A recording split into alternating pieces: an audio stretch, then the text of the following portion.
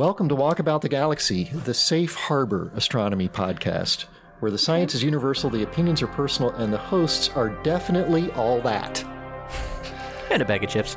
We are Strange, Charm, and Top the Astroquarks, also known as Josh Caldwell. Addie Dove. And Jim Cooney. Coming to you from the Walkabout studio at the University of Central Florida. Remember to subscribe to us on all platforms, including YouTube, Facebook, Twitter, and Instagram. Our YouTube videos now feature chapter breaks, so you can cheat and go straight to the trivia answers. Follow the Astroquarks on TikTok, where we publish a 30-second video once. Our website is undergoing dramatic transformations. Is it? And awesome. A relocation. So stay tuned to our social media for updates. You can contact us anytime at wtg@ucf.edu. Our stumper today is fantasy nomenclatural. That is a Scrabble valid. Nomenclatural? Yeah. I bet it is. Yeah. Nomenclatural. As we will see in our trivia a bit later, the International Astronomical Union, our pals that demoted Pluto, Boo. has bestowed the names of some notable historical figures on craters, plains, and I think for the rocks, I don't think the IAU goes down to that level, but the mission teams at NASA even name rocks and things from the rovers, whatever. But craters and plains and mountains and valleys and things like that and volcanoes have official names from the IAU. If you could have something named after you on the surface of one of our planetary neighbors, including the moon, or moons of other objects, which object would you want to have something named, the Jim Cooney thing or whatever, on, and what kind of thing would that be? Does it have to be an object, or could it be like a phenomenon? Oh, well, sure. What the hell? Cool. Mix it up. Sure. I mean, I'm probably going to choose the moon. Okay. Because I'm boring. Okay. And I think are there phenomena on the moon? Well, I think right, some sort of dust lofting nothing thing. happens there. Actually observing it and getting good data, and then having a model and having the lunar horizon glow. So instead of calling it lunar horizon glow, the dove lunar horizon glow kind of thing. Okay. Dove lofting glow. or something like that, or dove dust or something. Dove dust. Oh, yeah. Dove dust. Let's go with that. Dove dust on the moon, which would be dust electrostatically lofted off the surface of the moon. Yeah. Nice. Yeah. I like it. But a crater would be sweet too. We already have asteroids. We already have. I have a whole asteroid named after me. The whole asteroid's got craters and all kinds of damn dust. It probably has dust lofting. Sorry, Jim. I will. What's going to be named after me is going to be the obelisk on the other side of the moon. Nice. Okay. The Cooney obelisk. The Cooney obelisk. Was the obelisk on the far side of the moon? I thought it was just buried. The moon, wherever it was. It was in Tycho. It was in the crater Tycho. Okay. Tycho Magnetic Anomaly 1, TMA1. At least in the book. The movie is very non-specific about these sorts of details. I see. I feel like you should have a lake on Titan named after you. I know. And we have, coming up on our social media soon, some beautiful new teaser artwork for our future projects featuring the three Astroquarks on Titan doing their favorite things. Nice. So, from the official Walkabout artist, Ilea Caldwell. Excellent. Whose work can be checked out on Instagram at Reasons My Friends Hate Me. And what can I say? The apple doesn't fall far from the tree. Okay, well, today we'll talk about pulsating aurora. Ooh, spicy. Organic molecule where we weren't expecting to see one of that particular nature. And the cosmic optical background, not the cosmic microwave background, but the cosmic optical background. But first, this episode of Walkabout the Galaxy is brought to you by the magnetopause. If you want to take the fight up against those who oppress mutants, call the X-Man Magneto. But if you'd like a break from human-mutant conflict, maybe it's time for a magnetopause. Perfectly balanced between the pressure of the incoming solar wind and the Earth's magnetic field, the magnetopause features plasma waves and close-up views of shocked solar wind-charged particles. Conveniently located between the sheath and the tail, catch your breath with a magnetopause, tain't no joke. The magnetopause, travel should take you places. At first, I was worried that Ain't no joke was the was the actual some actual company's tagline. No, I had to actually check with the FCC when we received that sponsor message to make sure that it was allowable. That makes sense. Yeah. What was the actual tagline? Travel should take you places. Travel should take you places. In between the sheath and the tail, for example, to the magnetopause. To the magnetopause, yeah. I think that is Iceland Air. Ooh. Yeah. I like that. Like a cruise line? You'll be a little bit surprised. I actually like both of your guesses better than the correct answer, which is just Hilton. Oh, okay.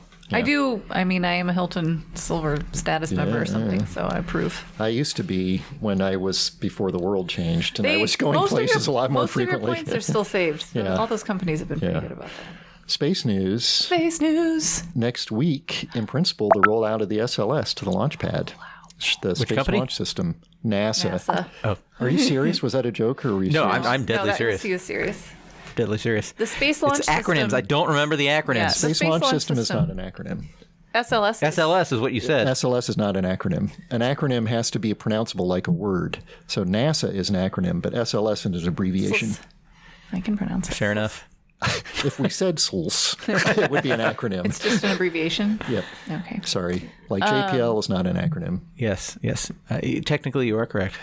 And that's the only kind of correct that matters in my book. Hashtag reasons my friends hate me. There you go. Check it out on Instagram for even more. I think everyone that applies to my daughter applies to me as well. I can see that. And maybe some extra ones too. You probably each have your own special reasons. We share a lot. That's true, but though, you each have some of your own. This would be one of them. Yeah. I wonder where she gets it. SLS is NASA's big giant rocket. Right. 322 feet from stem to stern. And so is that bigger or smaller than Saturn V? It's a hair, I think it's a skosh shorter. Saturn V was 343. 343? Yeah, so it's 15 feet shorter or something like that. Still, really big. Which is good, though, because if it was much bigger, it wouldn't fit in the VAB. That's right. Because Saturn V was the Vehicle Assembly Building. Right, the VAB. At KSC, Kennedy Space Center.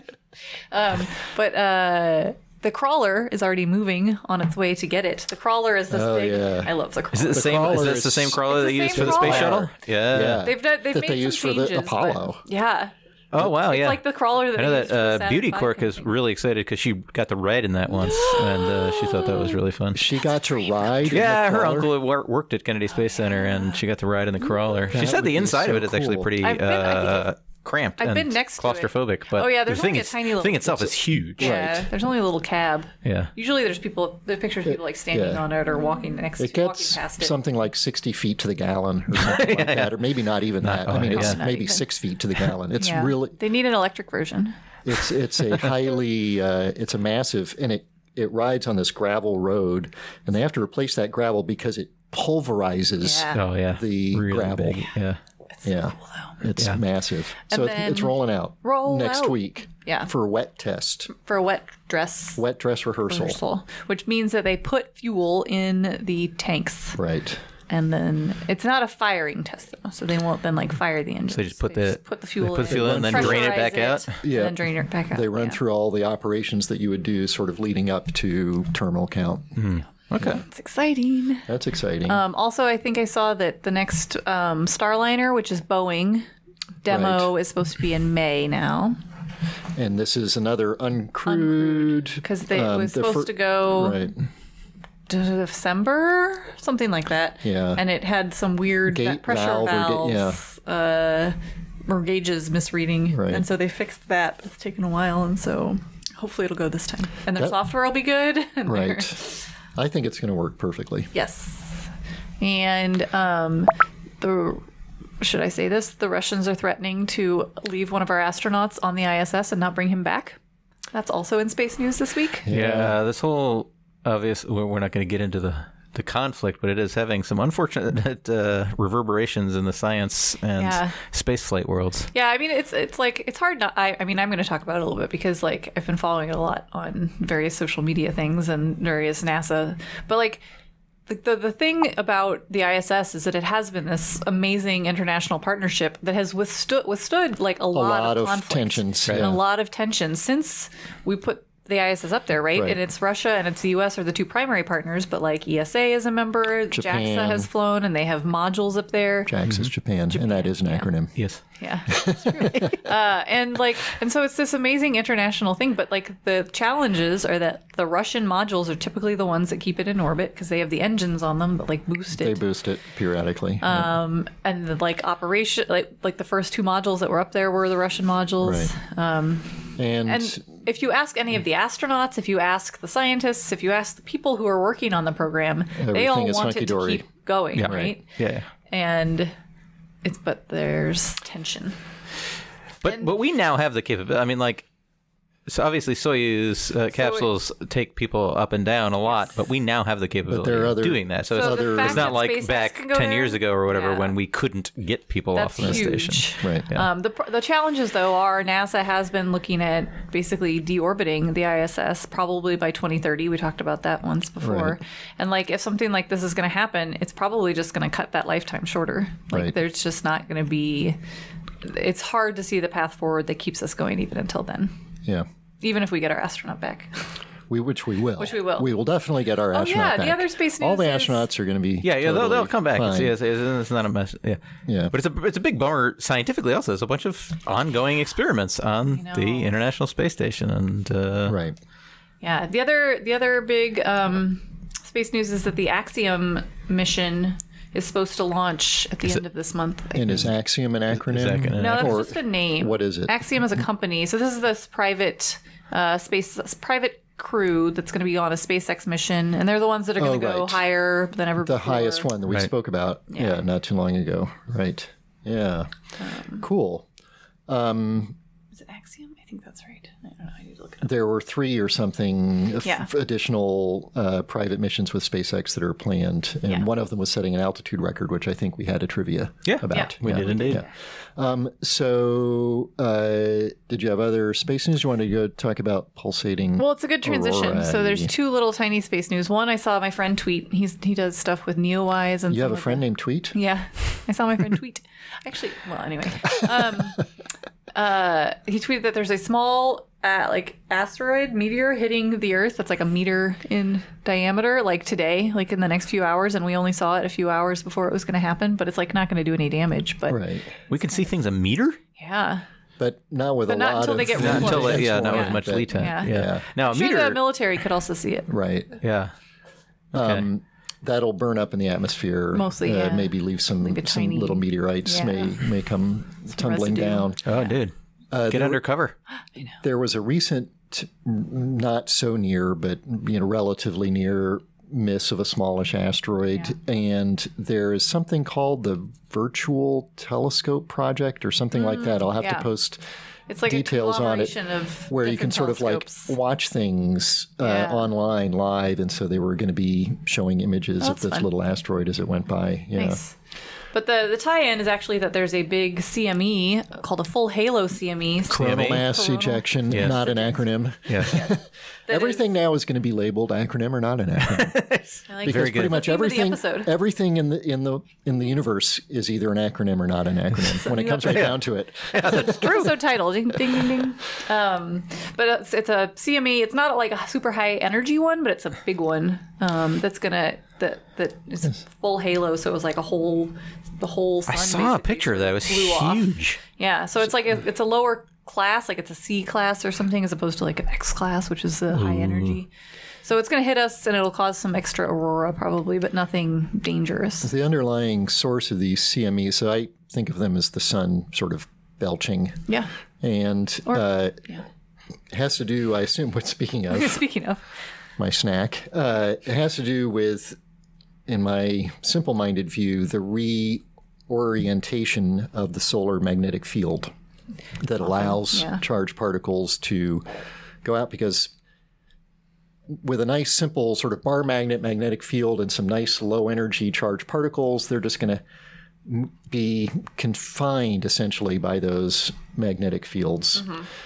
Tie into our sponsor magnetopause. And for them to flow out from the sun, they have to not be confined by the magnetic field. And that can happen if this local solar magnetic field sort of opens up and shoots particles out this way. But I haven't heard of one that's sort of like a global scale thing. Yeah, so it seemed like there were some solar flares that were sort of like long duration, and so they really built up a lot of energy. Pressure in the corona. Then it sort of went. Okay. And like there was one like primary jet kind of almost, but like it did sort of then distribute material throughout in all directions. Sort of in all directions. Okay, yeah. And when that material hits that material being charged particles, when it comes to the Earth, and if it makes it past the magnetopause, sponsor, it interacts with our magnetic fields and then our atmosphere. Right. It gives us our. And it gets aurora. Yeah. There was an interesting article or an interesting launch, an article we read about recently called the LAMP mission, and this is an acronym. It is. And LAMP is what did it stand for? I have to. There's another LAMP I know. The Lyman Alpha Monitoring Project or something like that, which is an instrument on a lunar orbiting spacecraft that was just trying to sort of look for UV reflectance light from the moon and Lyman alphas. But this is a different LAMP. This is different. This is it's a sounding rocket experiment. So sounding rockets are little tiny rockets, relatively small rockets. Suborbital. That are very high. Very high, technically suborbital, but not like suborbital like we think of it these days. Yeah, they don't quite get into like space. They kind of go up to the really up high atmosphere. No, they go higher. They typically go higher. Way higher. Oh, really? Yeah, they go higher than the shuttle, higher than the space station.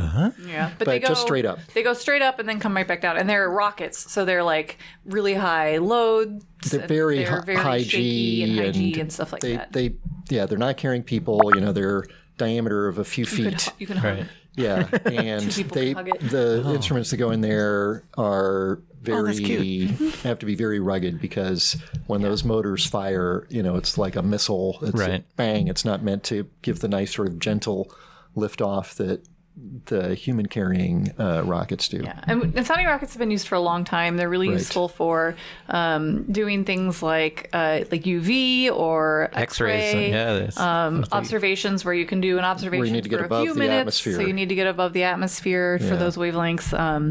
And it's a really great way to people use them to test out new instrumentation.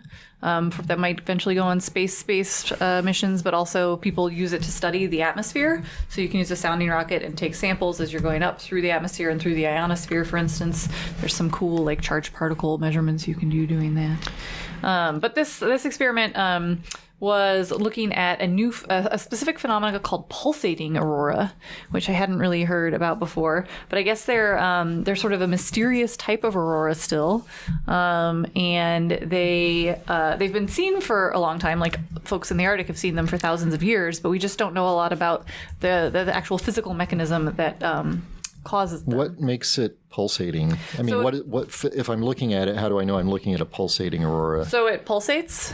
At a certain frequency. So they're usually they're sort of periodic and they blink at I forget the frequency.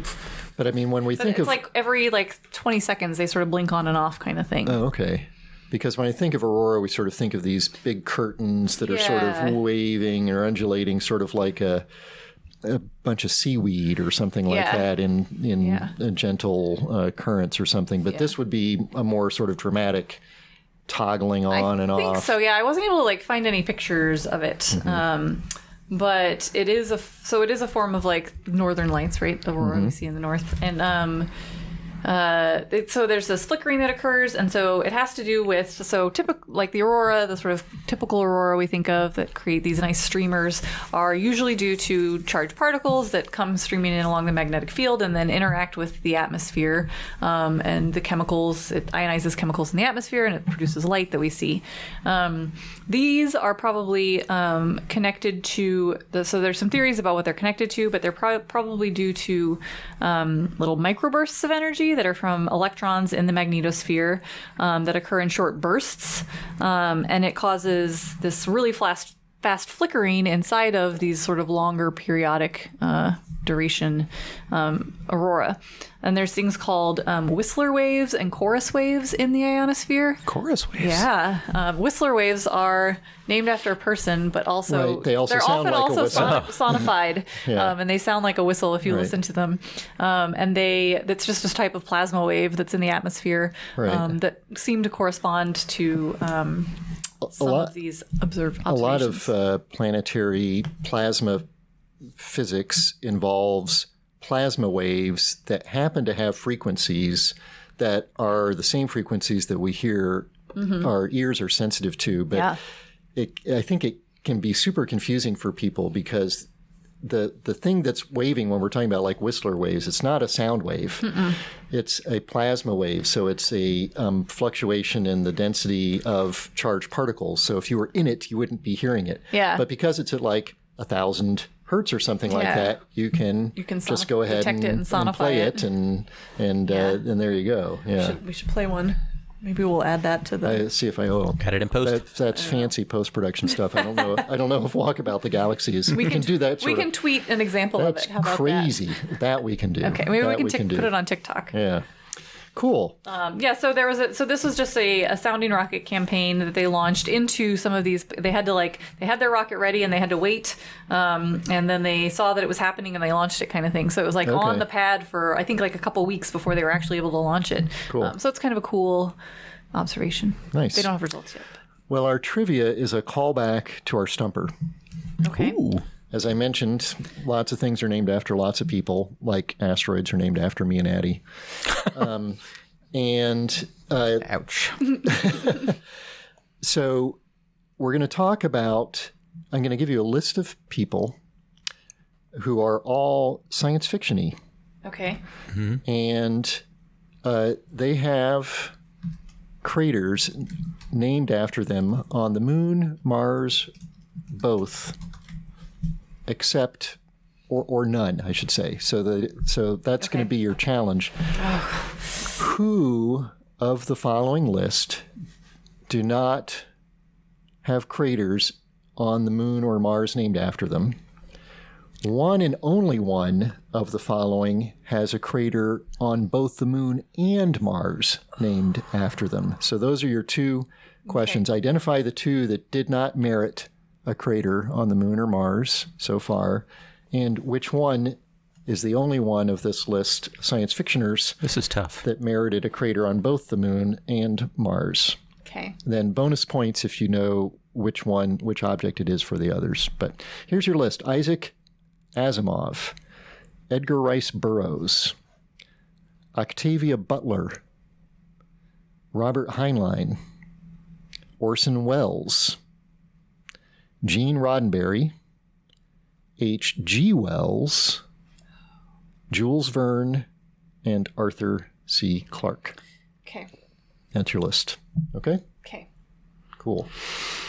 So, with that in mind, we'll now move out of the solar system to another proto-solar system, I guess, where there was an interesting observation of the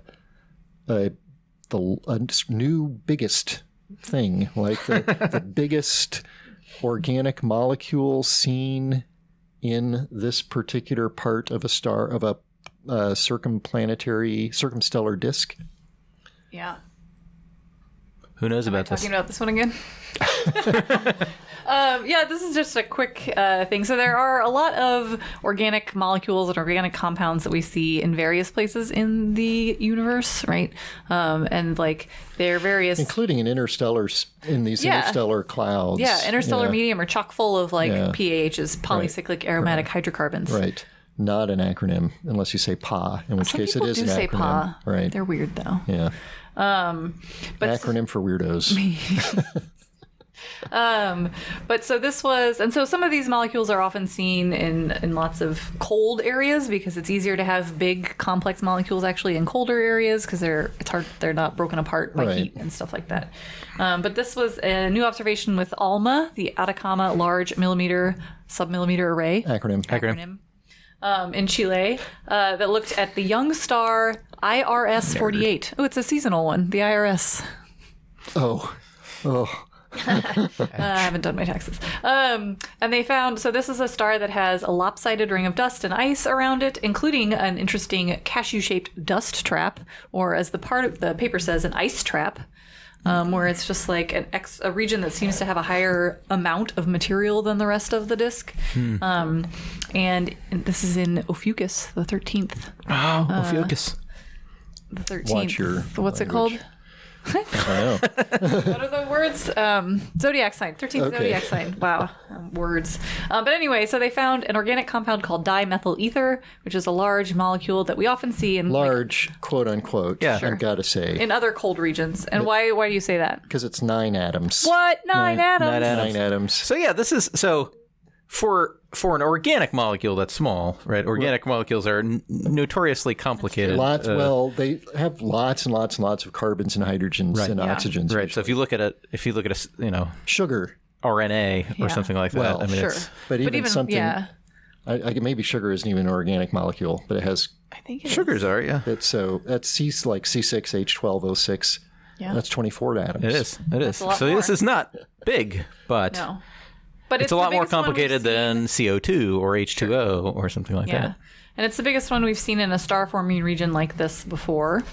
And that tells us how these sort of complex molecules can exist in those regions. And then as you get cooling of the planetary system, the disk in the system, you can get more complex molecules and more complex compounds. There's an interesting sort of big question that this touches on about where does the chemistry that sort of provides the building blocks for everything that goes on a planet, take place? And I think a long time ago, everybody sort of thought it was like, you make your planet and then you get to work, then things start happening.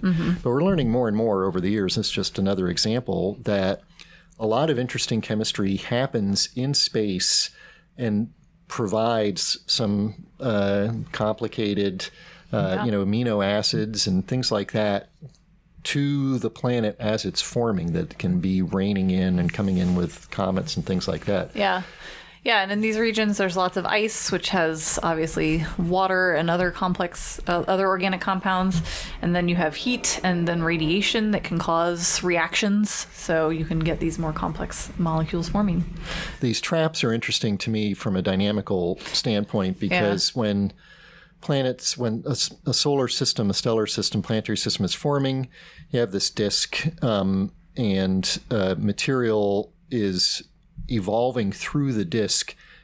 In the early stages, the disk has got friction in it, basically. So things are orbiting this forming star, but there's some friction, and that friction causes a flow of material inwards. And as it gets closer to the star, it's getting hotter. And if it gets too hot, then it evaporates. And so you have all this sorts of interesting transport of materials within the disk. And you can get locations where material piles up in that process. So just outside that evaporation phase, you can have ices build up. And it has to do with sort of what's the gradient of the pressure profile in the disk, which way things are drifting. Sometimes they can be drifting out from the inside and in from the outside, and that gives you a trap with a local concentration of material where you may make a planet eventually. How do you make a cashew-shaped trap? Like the non-axial symmetry of this is bizarre to me. Like why? I could see how. The only example, I don't know the details here, but the only example I think of are like the Trojan asteroids, which are sort of cashew-shaped or tadpole is the usual terminology that's used for that. So potentially there's some other like planetary thing. Right. Maybe some big disrupting thing. Some piece of mass that's providing some modification to the gravitational potential that's causing things to not diffuse out into a fully circular orbit. Okay. Yeah. Okay. Yeah, I was trying to see if they said why this one was, but I didn't see it in the paper. Well, speaking of stars and dust. We have a mystery. We have a mystery, my friends. Yeah. A new mystery? I don't know. It's ongoing, and it's getting a little bit more mysterious. Perhaps. Yeah, this is quite mysterious. That has to do with the Cosmic Optical Background, although I'm not sure. I feel like we've discussed this before and debated. You didn't like that term. That's right. I may have said that. I don't remember saying that, but I want to say it again. So it sounds like something I would say. Because it's not cosmic in the same sense as the cosmic microwave background or the cosmic neutrino background. Right. And why is that? Because it's not some flux of optical light coming from the beginning of, or some early in the universe. It's just like the sum total of all of the light in the visible part of the spectrum that's coming into you from deep space. It's sort of cosmosal optical background, but it's not cosmological optical background. Cosmosal. It's coming from the cosmos. Having to do with the whole cosmos. It's universal. I see. Right. Okay. In some sense. But the cosmic microwave background is emission from the very, very early universe that is pervading the universe. And this is just like, what's all the light out there coming from? Right. So the idea is if you just take a camera and you point it in some direction that's not directly toward the star, and in this case, you want to kind of avoid the disk of the galaxy as you can. So you just point your camera kind of perpendicular to the plane of the galaxy and stare out there. And there's going to be some photons that come in. And the question is, what are they coming from? And you're going to get a whole bunch of things from a whole bunch of different sources, and some of them are the obvious ones. So I mean, like, there's going to be light from, for example, stars. So even if you're not pointed at a star, you are pointed at a star.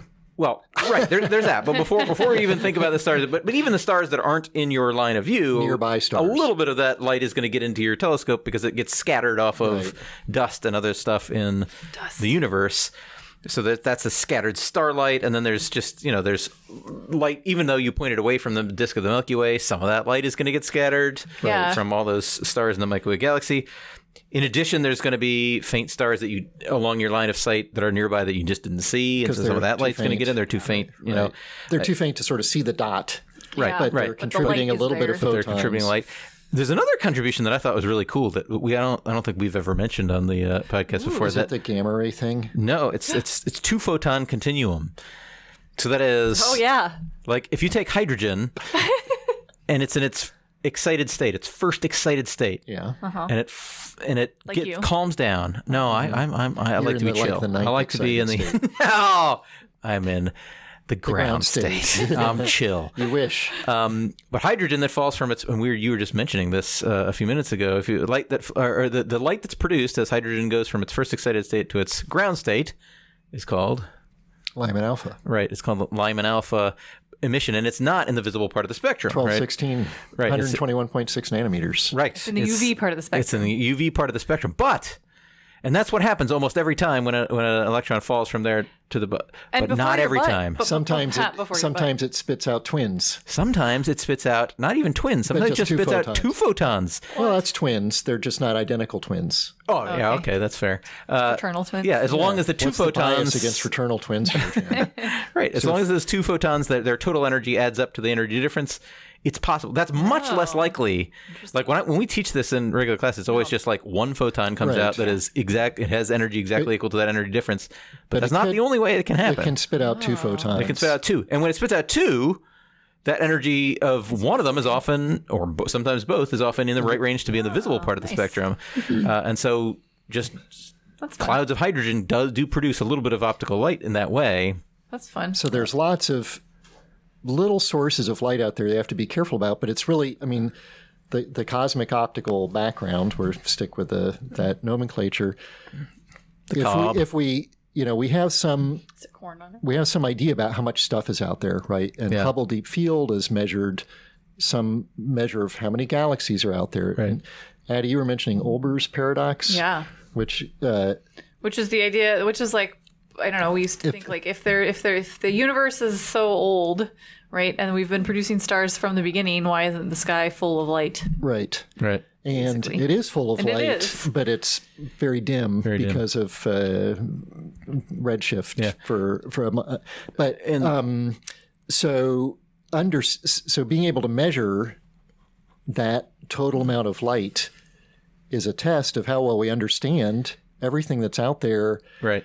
beyond the stuff that we already know we don't understand, like dark energy and dark matter, which is completely separate from this question because that stuff doesn't produce light. That's right. Right. So the mystery here... We like to pride ourselves on understanding the light part. Right. That's supposed to be the easy part. That 5% of the universe that's made up of regular-ish stuff we thought we understood pretty well. But the mystery here is the New Horizons spacecraft, the one that went to Pluto and then kept on going. Well, it can do other things as well. New Horizons, just a name. New Horizons, not an acronym. So it used its camera to point to a dark region of sky and do this very test. Ooh. And lo and behold, it measures a greater flux of visible light than we can account for. Right. It's about twice as big as what we thought when we add up all those sources. So what's the deal? Yeah. Is the question. Why is this? And this... is it something with some systematic error in the way they're measuring light or the way they're subtracting the light that they thought that they knew? Really interesting because, and in fact, we talked about this some time ago because they have been looking at this question before, and now they've done a better job. So why the New Horizons telescope first? I mean, because it's far away. And it's looking outward. Yeah. It's far away from the sun. It's far away from the sun. It's the sun. It's not just the sun, but also planets. All the dust orbiting the sun that scatters a lot of light. So, we put, JWST up there with a much, much bigger mirror and light collecting capability than the little New Horizons telescope. It's just like a telescope you could buy, have it in your backyard. But JWST, although it's got a sun shield, is embedded within a lot of dust that scatters a lot of light. And we're talking about such faint levels, you got to remove all that stuff. So New Horizons is 50 times further away from the sun than JWST is. Right. And they got a lot of time, don't need anything else to do They got nothing else to do with it. They picked spots in the sky where you don't have to worry about light from the Milky Way galaxy and dust in the Milky Way galaxy and all of that. Did a really careful job of analyzing it and got their error bars much smaller than the previous analyses. Good job. Yeah. And so it's twice as much light as they can explain, which opens up, maybe there are some other things going on besides what we know. Yeah. I mean, it points to, obviously, there's something we don't understand. It could be there's more dust out there than we think. It could be that there's more... I don't know. I don't know what the answer is. But. One hypothesis that has been put out there prior to this paper was that the cosmic optical background includes a significant amount of light from stars that are intergalactic. Mm-hmm. So like when we say it's twice as big as we expect, what we expect is partly based on Hubble images of galaxy density. Right. So they're looking at light from galaxies, but if there are a bunch of faint stars that have been stripped off of galaxies and scattered around throughout space, stars. There may be a lot more of those that could be attributing. Of course, we never see these. You would never see these individual an individual star out in the middle of empty space. Right. Yeah. But they'd be contributing. Add it up, and you get an extra photon here. How does that that compare to dark matter stuff? It would not be dark matter explaining because dark matter has to be within the galaxy to explain the more rapid orbits of those materials. So that's one possibility that's put out there. Maybe for whatever reason the Hubble estimates of the galactic population is off. When I was going through the paper and the analysis, they had to be super, super careful about all these errors you're missing, like make sure there are no systematic errors in removing stray light sources or whatever. One of the tests that they did had to do with this phenomena that I wasn't familiar with. Ooh. That is gamma rays, which are not in the visible part of the spectrum, high energy photons, interact with optical photons and produce electron-positron pairs. Ooh. And is that in Collider? I don't know. Okay. And therefore, the ambient flux density of optical photons is like an absorbing medium that attenuates gamma ray photons over very, very large distances. And you can actually see that by looking at the gamma ray flux depending on the distance that it's coming. which I thought was very cool. Yeah, I was unaware of that. Yeah. So anyway, it's twice as big as what it should be with a little tiny error bar on it. So some new mystery to understand like a good anomaly about the part of the universe that was supposed to be the easy part. Right. Galaxies and stars. Yeah. Right. The optical stuff. We know that stuff. All that easy stuff. Okay, let's see what you think about our science fiction craters on the moon and Mars. What do you think about it, Jim? I like it. Okay, so how do you want to do this? I can give you a person Correctly. Okay, well, I'm going to give you the whole list, and you're going to tell me which one or ones do not have craters named after them. Should we go? Just do one name at a time. Name and we'll say crater, no crater. Okay, Asimov. Crater. One crater. Do I have to tell you the right answer now? No, you can wait till the end. Edgar Rice Burroughs. No craters. Oh, is it either Moon or Mars? Do you have to identify which one? I thought you said one of them has both. Bonus points. One has both. One and only one has both. Okay. Right now you're going for which one doesn't have any and which one or ones don't have any. Okay, so you're picking Burroughs as a no. Yeah. Octavia Butler. Do you know who she is? No. I do know who she is, and my answer is no. Okay. She's got one. Robert Heinlein. He's got two. One. Do you mean Moon and Mars? Yeah. He's your Moon Mars pick. Yep. Because there's only one. I'm telling you. He knows. He's using it. Just making sure. Orson Welles. I'm going with it now. Orson Welles? Yes. One. Gene Roddenberry. Yeah, he's got one. Definitely at least one. Only one has two. I know. So I haven't used my two yet. You haven't used your two yet. H.G. Wells, Jules Verne, and Arthur Clarke are remaining. H.G. Wells. One. Jules Verne, Arthur Clarke. Jules Verne, none. Arthur Clarke is going to be your two then, since you haven't picked a two. Arthur Clarke has one, and I'm going to go back okay. to... Addie takes these a little Arthur too Clarke seriously. is zero. Who do I want for two? I feel like I want maybe Wells. Orson or H.G.? Yes. Cheater. I don't think that's correct, so H.G. It actually is H.G. Wells. H.G. Wells has a crater named after him on the Moon and Mars, so your guess Heinlein was incorrect. However, Heinlein does have one on Mars named after him.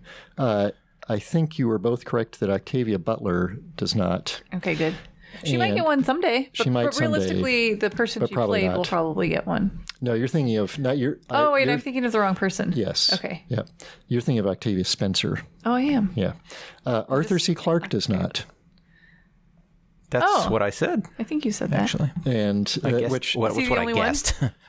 Only other one. He and Octavia Butler are the only other.